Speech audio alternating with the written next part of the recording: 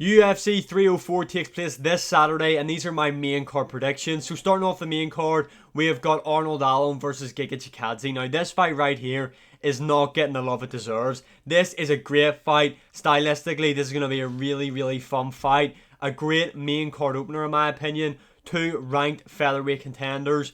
Arnold Allen is coming off that loss to Movsar Evloev, if you want to count that as a loss.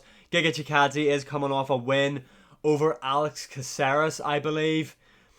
Yeah, this is going to be a really fun one. Arnold Allen, he should win this fight, to be honest. He should, if he fights smart. Giga Chikadze is a dangerous kickboxer. His kicks to the body are kind of his best weapon, to be honest. But there is a big hole in Giga Chikadze's game, and we have seen that being exposed by the likes of Calvin Kattar, etc.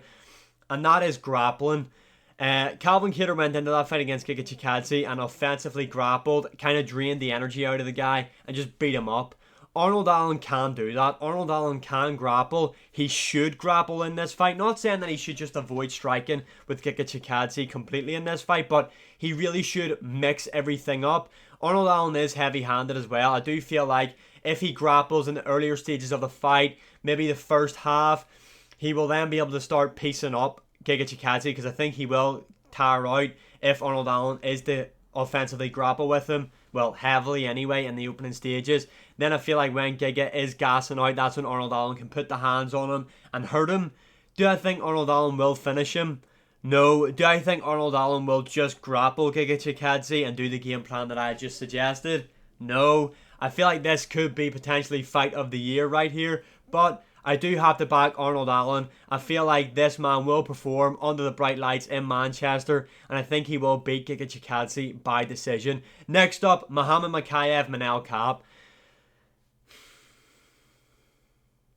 Yeah, I think Manel Kape's going to lose this, to be honest. I don't want Manel Kape to lose. I feel like in the flyweight division, there isn't really anybody with a big personality outside of Manel Kape. But I feel like he's going to lose to Muhammad Mokaev.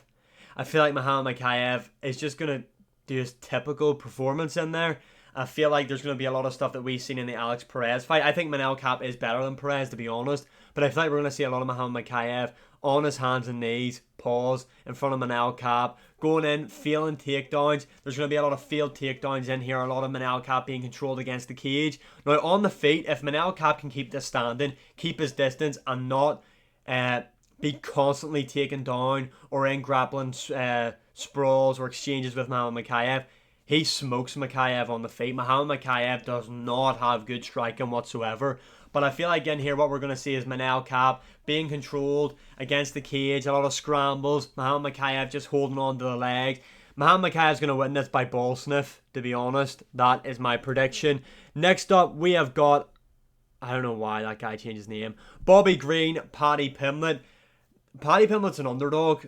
That is telling him to bring me my money. I'm going to put my savings on Paddy Pimblett after this. I can't lie.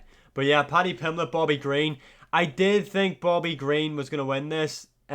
Originally, that was my pick. But the more I think about it, I think Paddy Pimblett has this in the bag. Very big for the lightweight division. We have seen Bobby Green struggle with grapplers before. Obviously, Islam Makhachev is probably the most notable one. Paddy is not at that level, let's be honest. But Paddy, his wrestling isn't great. But when he gets you to the mat, this guy is dangerous. He has got some serious jiu-jitsu on the mat there.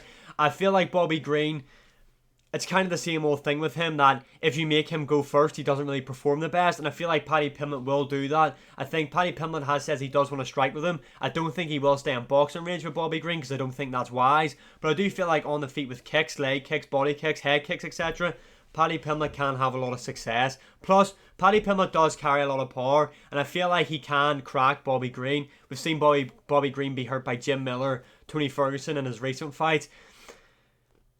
I feel like Paddy Pimblett will eat a few shots in here, but I feel like he will eventually get the back of Bobby Green and submit him. I'm taking Paddy Pimblett by submission. Next up, co-main event for the interim heavyweight title, which is a disgrace that this is even happening for the interim title. Tom Aspinall, Curtis Blaydes, the rematch. As you all know, Tom Aspinall injured himself in there the first time round against Curtis Blaydes. His knee kind of blew out. But yeah, Tom Aspinall should win this.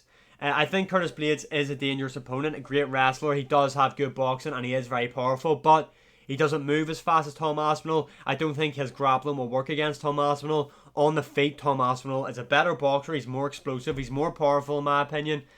Yeah, I just feel like Tom Aspinall is going to finish Curtis Blaydes within 2 rounds.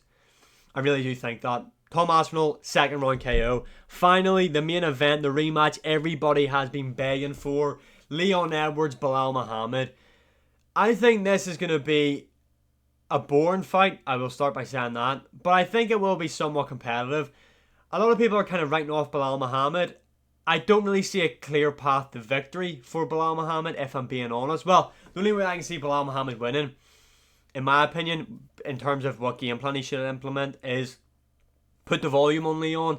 Leon kind of doesn't deal well when the volume's being put on him. Look at the Usman 2 fight, for an example. I feel like that would be Belal Muhammad's best chance, just shooting in on takedowns if they're failing, working the punches, leg kicks, body kicks. He had some good body kicks against Gilbert Burns when he was switching stances. Keep shooting for the takedowns. Make Leon Edwards work. That is Belal Muhammad's path to victory. Don't see that happening though. First time round, there's not really much to take out of it, to be honest. Leon Edwards, though, was very, very aggressive in their first fight against Belal Muhammad. We haven't seen that since. I don't know if he will take that style into this fight. He probably should, because it did work. Now, Belal Muhammad has improved since their first time round. So has Leon Edwards. I honestly think Leon Edwards is the best welterweight right now. I think no one is as skilled as him in the division. I don't think anybody beats him, to be honest. Leon Edwards by decision. Yeah, this is a great card. I cannot wait for it. I am going to be in America for it though, so I won't be able to upload as consistent as I have been. But I will try and get videos out. Be sure to follow me on TikTok. I will be continuing my daily uploads over there. And as always, like, share, subscribe, comment, all that good stuff. And I'll see you again in the next one.